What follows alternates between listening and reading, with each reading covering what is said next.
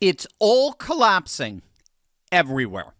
The entire liberal industrial complex is imploding right before our very eyes. Even Democrats are turning against sanctuary policies. Tim Walz, the feckless and failed governor of Minnesota, he's under not one but two federal investigations.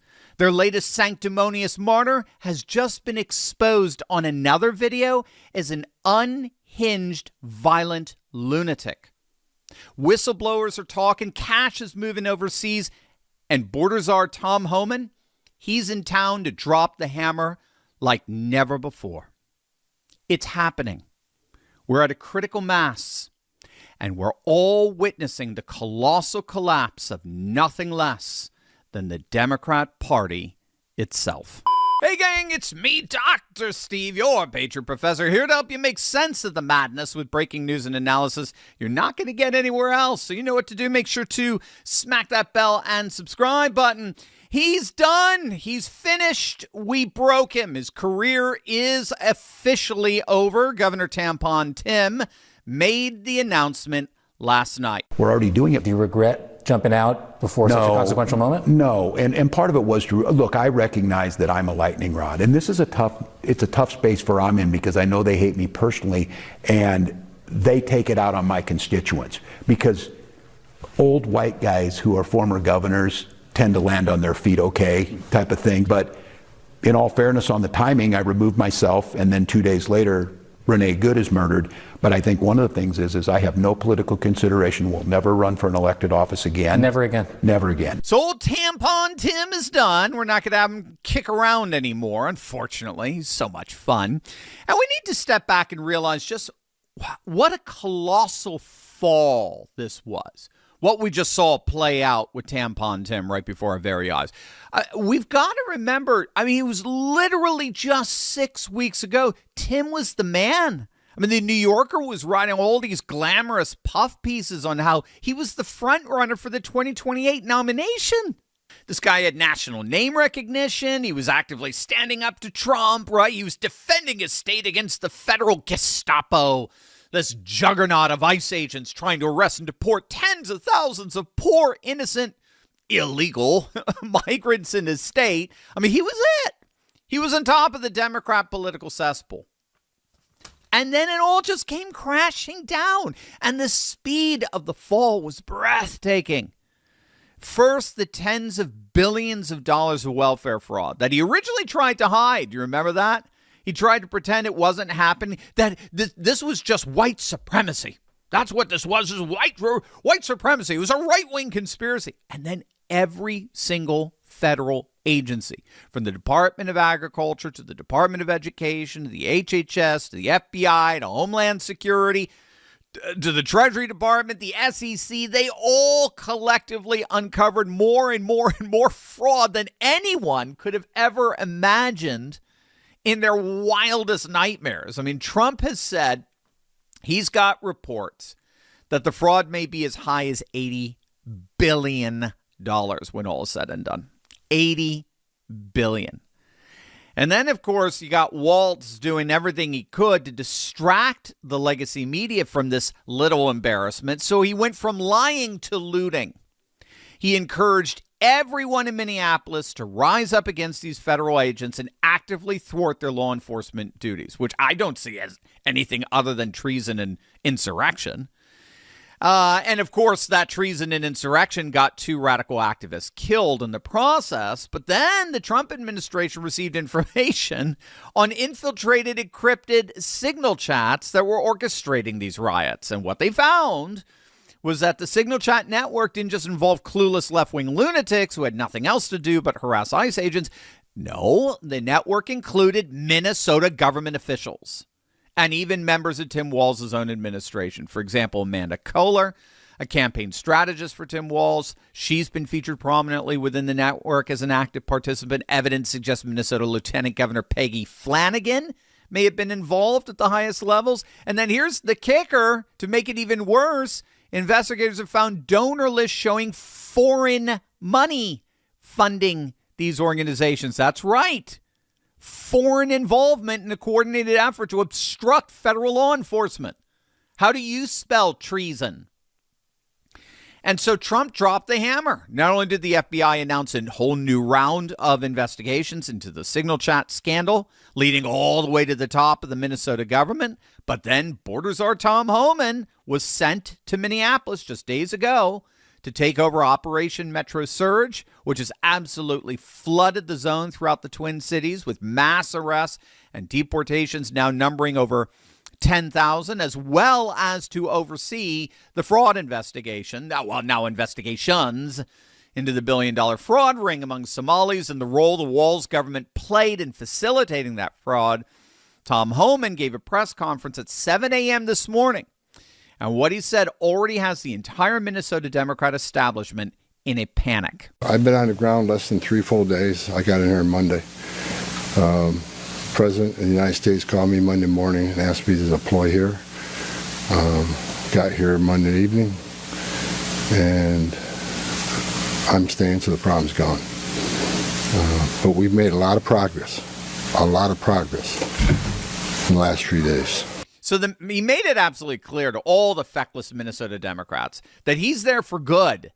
He's not leaving Minneapolis until they have completely cleaned out the illegal migrant population from that city, which, remember, has already cost Minnesota 1 congressional seat, right? We've done a video on that. Minnesota held on to its 8th congressional district in 2020, according to the 2020 census, by 89 people. 89. Do the math. We've already had 10,000 illegal migrants who were included in that census, by the way. Thank you, Democrats. We already had 10,000 illegal migrants deported from Minnesota. I mean, these arrests and deportations alone have already cost Minnesota that congressional seat in the as of the 2030 census. So Minnesota is learning the hard way the radical political consequences of these mass deportations. And Tom Homan made it clear this is inevitable. There's nothing you can do to stop this. I'm here until all illegal migrants are purged out of Minneapolis. But it's what Tom Homan said next that has Democrats all across the country in an absolute panic. But first, gang, it's not just Minneapolis officials that are playing political games with your quality of life. Over in Europe, they've actually banned a supplement called NMN, not because it's dangerous, but because it works too darn well. Big Pharma is developing a $3,000 version of this, so they're trying to ban the cheaper version. A Harvard clinical trial found that 1,000 milligrams of NMN daily safely increase NAD levels up to 2x. Researchers have observed reductions in fat mass, cholesterol, and blood pressure, confirming NMN's potential to reverse key markers of metabolic aging. Here's Professor David Sinclair from the Center for the Biology of Aging at Harvard Medical School talking about it. Of the people that I know that look freakishly and unusually young for their age that I've met in, say, the last 36 months, I cannot get over how many of them have told me that I'm on NAD and I'm on metformin. And I'm talking about everywhere from a gym to a golf course to a business meeting. And I'm talking about visually, shockingly looking young people, mainly people in their 50s that look like they could be in their 30s or early 40s to me. So when you say NAD, do you believe in the IV therapy? Do you believe in the stuff you can inject with subcutaneously? Or are you speaking specifically about this precursor that you were referencing? Well, what I believe doesn't so much matter, but the scientific evidence points to taking a supplement every day, a gram of NMN, which is this precursor, stands for nicotinamide mononucleotide for the aficionados. Just swallowing one of those, or 1,000 milligrams, is enough to double your NAD. In fact, NMN is so powerful, the FDA has been trying to turn it into a drug. So this is why you need to stock up on this now, because when Big Pharma finally figures out how to patent this, game over. Black Forest just launched their amazing new year, New Me, biggest deal of the year. And it's insane. 40% off their best-selling NMN product. I take it every day. I love it. It's available, though, for only 48 hours, so don't wait. Click on that link below to get the super discount that ends in 48 hours. And when it's over, it's gone for good. Click on that link below right now. And he has clarified for me that county jails may notify ICE of the release dates of criminal public safety risks so ICE can take custody of them upon the release from the jail. And let me tell you why that's important. I know people are a lot concerned about the manpower has been sent in law enforcement manpower. Look, I've said this many times before. I've said it for the last several years. give us access to the illegal alien public safety threat and the safety and security of a jail. It's common sense. It's safer for the community, it's safer for the agent, and it's safer for the alien. Because anything can happen on a street arrest. It just makes common sense. And for the people that argue, well, we're a welcoming community because we want victims and witnesses of crime that are here illegally to feel safe to come to police without fear they're working with ICE, we're not going to talk to the victim witness of crime. There's no problem there. They should feel safe to come to police and ask for help. All we want is to talk to the person that local and state law enforcement authorities locked in a jail cell. That's it. That's the end of sanctuary cities. That concession right there. It is the policy of every sanctuary city to refuse to honor detainers. So when local law enforcement arrests an illegal migrant and federal agents find out about it and instruct that local law enforcement to keep him in custody until the feds get there so they can deport him, they are required by sanctuary policies to release that illegal from custody so as to evade federal law enforcement. It's a loophole in the law that allows them to do it. It's insane. So what you just heard there is that Minnesota Democrats folded. They bent the knee. They're giving up on that sanctuary city policy, and they will be honoring detainers from now on, which means that if they bent the knee in Minneapolis, the Trump administration knows they can get other knees in other sanctuary cities and states to bend as well. And again, we're already seeing it. I mean, these are scenes from the Graduate Hotel in Minneapolis last night, where local law enforcement engaged in mass arrests, herding protesters into a bus with bars on the windows. And this was just one scene among many across the city last night, where local law enforcement has now begun to they've been unleashed to crack down on these protesters. All as ICE and Border Patrol continue to arrest and deport illegal aliens. We're also now learning that Alex Preddy, the new sacred martyr of the left, was in fact a rabid, radical, violent, anti-ICE lunatic who's actually had a history of violently confronting ICE officers. Pepper spray, bitch! How can you stop me, motherfucker? How can you do that? Fuck you guys! Fucking trash! Fucking trash! Yep, that was him. That was their virtuous, sanctimonious, irreproachable patron saint nurse, Alex Preddy, spitting on ICE agents' cars, kicking and hysterically screaming at the agents. So just like all their other patron saints of the past, again, unfortunately, he's been exposed as a radical and militant leftist. So the Alex Preddy, mirage has just completely collapsed. We got two major FBI investigations into Tim Walz, his lieutenant governor, and other very high-ranking Minnesota Democrats. We got Tom Homan arriving in Minneapolis this week with a clear mission to not leave until the job of eradicating the swamp of illegal migrants from the state is complete. We've got their entire funding and communication network exposed, including money coming from overseas. We've got Walz officially broken. He's quit politics. He's done. Trump broke him. The fraud scandal broke him.